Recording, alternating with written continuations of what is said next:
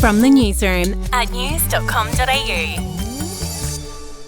Sydney is being warned of 4 days of mayhem as train drivers, nurses and teachers prepare to strike. Train drivers will kick off their industrial action tomorrow, starting with keeping trains to a top speed of 60 kilometres an hour.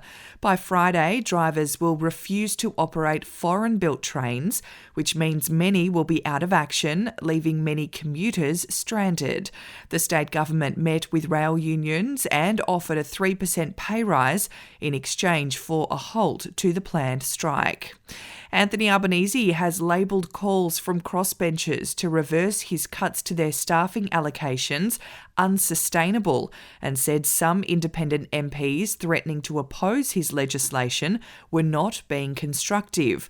On Friday, the Prime Minister sent a letter to the 12 lower house MPs and 6 senators who, along with the Greens, make up the crossbench, informing them their staff allocation would be slashed from 4 to 1.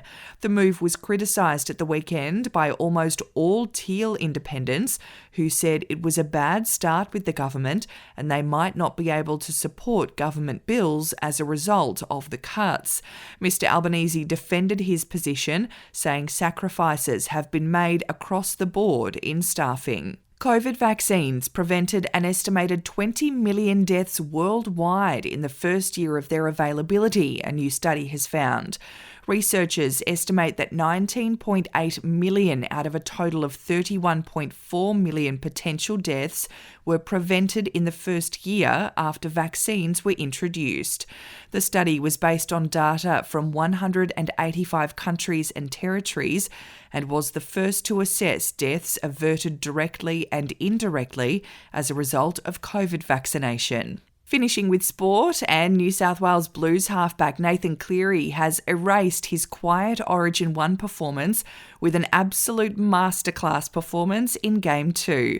The Blues claimed a monster 44-12 win in Perth, forcing a decider back in Brisbane on July 13. Get the latest from news.com.au.